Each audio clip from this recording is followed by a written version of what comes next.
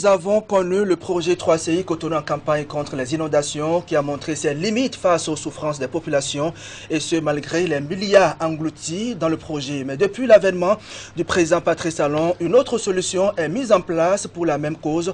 On parle du programme d'assainissement pluvial de Cotonou. Le projet pèse 264 milliards de francs CFA. À quoi va ressembler Cotonou pendant la saison des pluies? Nous allons le savoir dans un instant avec le directeur des opérations de la Société des infrastructures routières et de l'aménagement du territoire. Bienvenue sur le plateau de grand format. Merci. Alors, on va dire que tout a commencé à partir d'une table ronde organisée à Paris, c'était en 2018. Aujourd'hui, le PAPC, est-ce que c'est du concret?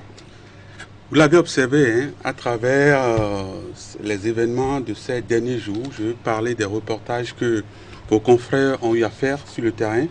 Vous avez vu que désormais, c'est du concret. Le PAPC a démarré effectivement.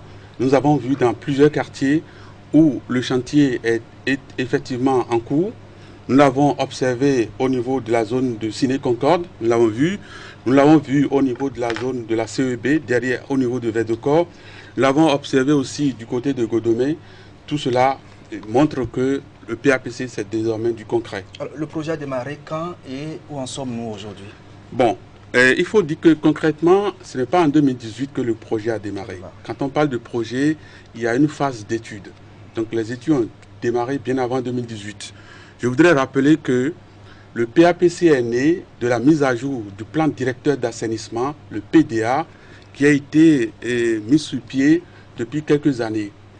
Autour, dans les années, on va dire 2016, ce PAPC, ce PDA a été mis à jour et a prévu un certain nombre d'ouvrages à ériger. Lors de cette mise à jour, il a été diagnostiqué qu'à Cotonou, sur les 50 bassins versants que compte la ville, 34 présentent des problèmes. C'est-à-dire 70% du territoire de Cotonou, aujourd'hui, est en proie à des difficultés liées non seulement du drainage des eaux, ces difficultés qui sont liées principalement à deux causes. Il y a des causes naturelles et aussi des causes anthropiques. Causes naturelles parce que Cotonou, comme vous le savez, c'est une zone qui est plate. Nous n'avons pratiquement pas de pente. C'est une zone dont la nappe phréatique est à fleur. Nous sommes entourés d'eau. Nous avons le lac Nokwe, nous avons l'océan Atlantique. Tout un ensemble de morphologies qui ne facilitent pas le drainage des eaux. Mais en dehors de ça, nous avons d'autres problématiques. C'est l'occupation des couloirs d'eau, l'occupation de l'habitat naturel d'eau. Donc, tous ces éléments conjugués rendent difficile la question de la gestion de l'inondation à Cotonou.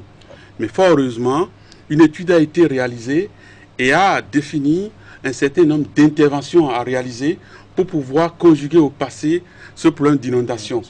Au nombre de ces interventions, nous avons la construction de grands collecteurs. Les collecteurs, c'est des caniveaux, de grands caniveaux qui sont destinés à drainer les eaux pluviales vers les exutoires naturels que sont le lac Nokwe et l'océan Atlantique pour parler de Cotonou.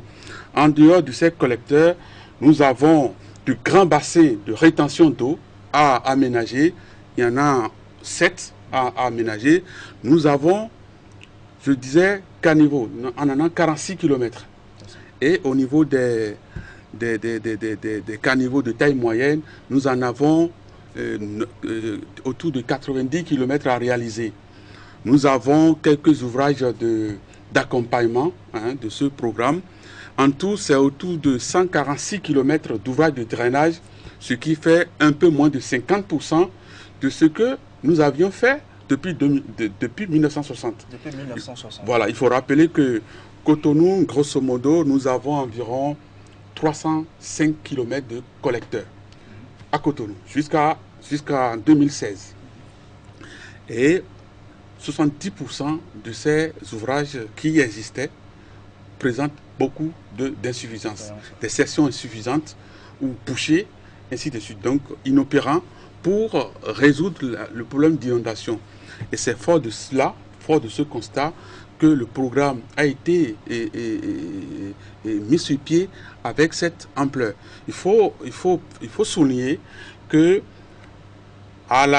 lorsque le rapport final a été mis à disposition, il est prévu de réaliser, de mettre en œuvre ce programme jusqu'en 2045.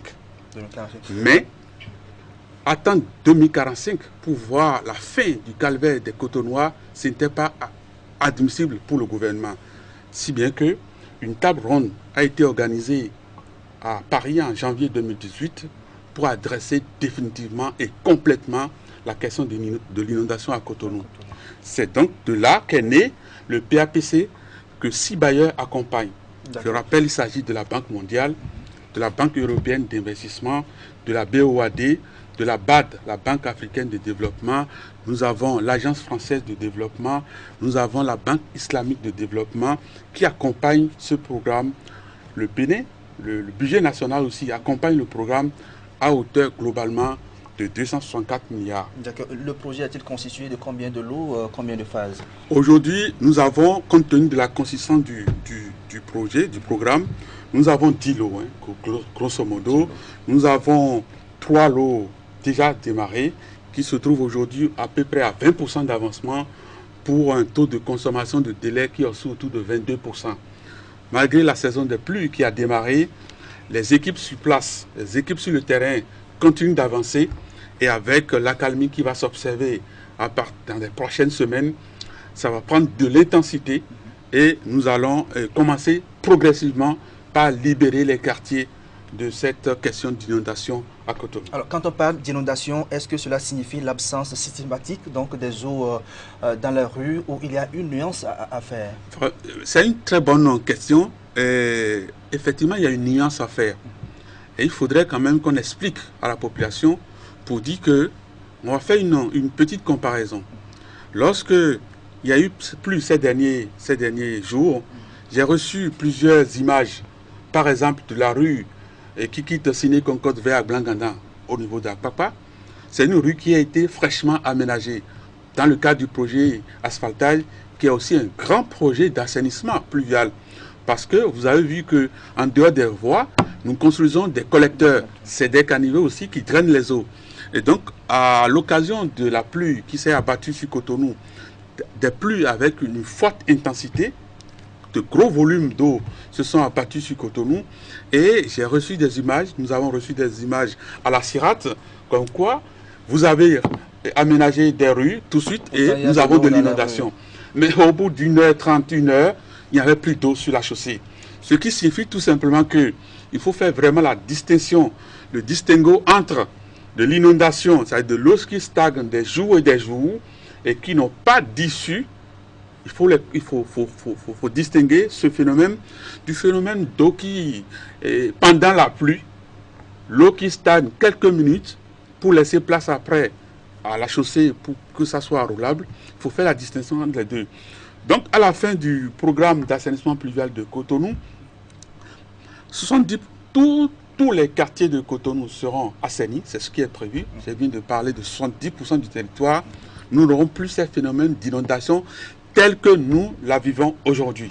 C'est ce que je peux promettre à travers ce projet. D'accord. À Cotonou, nous connaissons les points rouges en matière d'inondation. Est-ce que le programme en a tenu compte? Tout à fait. Tous les quartiers, je viens de parler de Verdecor où on a démarré. Quand vous allez derrière la CEB, allez-y actuellement et vous allez voir quel est l'état des lieux. Et revenez-y 18 mois plus tard.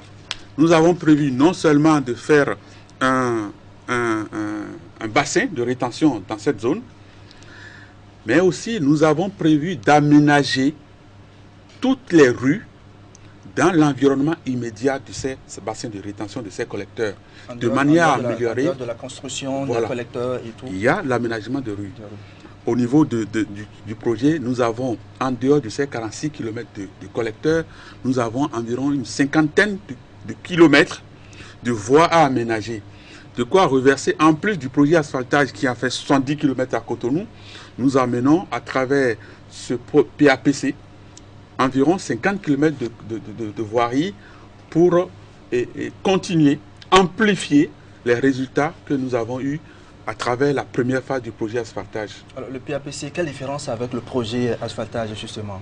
Il n'y a pas une très grande différence. En réalité, c'est une question de vocable. Asphaltage, c'est des rues, c'est des ouvrages d'assainissement, les caniveaux que nous avons connus. PAPC, c'est aussi des rues et des collecteurs. La nuance, la différence à faire entre les deux projets, c'est tout simplement l'ampleur d'ouvrage d'assainissement quand on parle du PAPC comparé à asphaltage.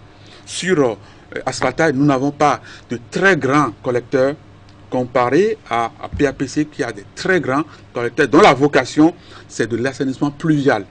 Même si dedans, nous avons aussi de la voirie, nous avons de grands ouvrages de rétention d'eau que nous construisons à travers le PAPC. Les inondations, ce n'est pas que Cotonou qui se retrouve sous l'eau. Il y a bien d'autres communes qui subissent les affres donc, de ce phénomène. Est-ce que le PAPC est extensif? Vous savez, l'ambition du gouvernement, c'est de réaliser le développement équilibré de tout le territoire national.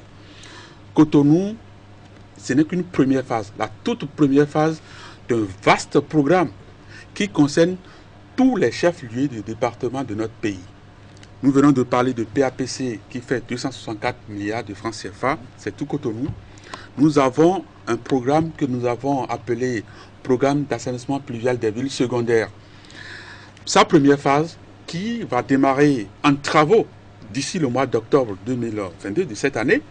Ce PAPVS phase 1 concerne 8 villes que je voudrais citer. Nous avons la ville de Parakou, de Natitengu, d'Abomey, de Boycon, de Semekodi, de Porte-Novo, d'Abomey-Calavi et de Ouida. Ces 8 villes sont les 8 villes de la première phase.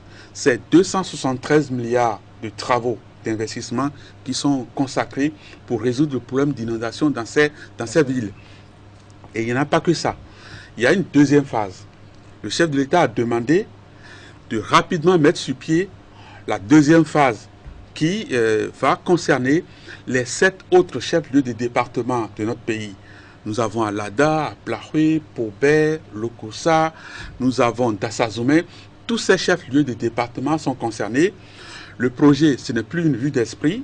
Le financement est déjà bouclé. C'est la Banque mondiale qui finance ce projet, ce programme, donc la phase 2 du PAPVS. Et les études sont déjà en cours. D'ici l'année prochaine, en 2023, vous allez voir de façon concrète que dans tous les chefs-lieux de département de notre pays, nous aurons des travaux de partout. La phase 1 du PAPVS, c'est 273 milliards, je le disais tout à l'heure. La phase 2, c'est autour de 150 milliards. Et donc, vous voyez, mis bout à bout, si vous comparez ce que nous avons fait pendant le premier quinquennat, à savoir le projet asphaltage, dont l'investissement tourne autour de 250 milliards, voire 300, vous voyez que cette fois-ci, nous faisons 3 à 4 fois plus en termes de projets d'assainissement. Cela déjà nous permet d'imaginer quelle sera l'image, le visage de nos villes d'ici 2025. C'est juste en termes de comparaison, puisque aujourd'hui, nous voyons déjà les résultats du projet asphaltage, qui constitue aujourd'hui un projet phare, le phare des projets, qui aujourd'hui transforme littéralement le visage de nos villes, qui redynamise l'économie de ces localités, parce que vous avez vu, c'est des projets d'aménagement qui n'ont pas juste vocation de construire des routes. C'est tout un aménagement autour. Vous avez vu les lampadaires, vous avez vu les arbres, vous avez vu tout ce qui se fait autour de nos rues qui rend la ville agréable à vivre.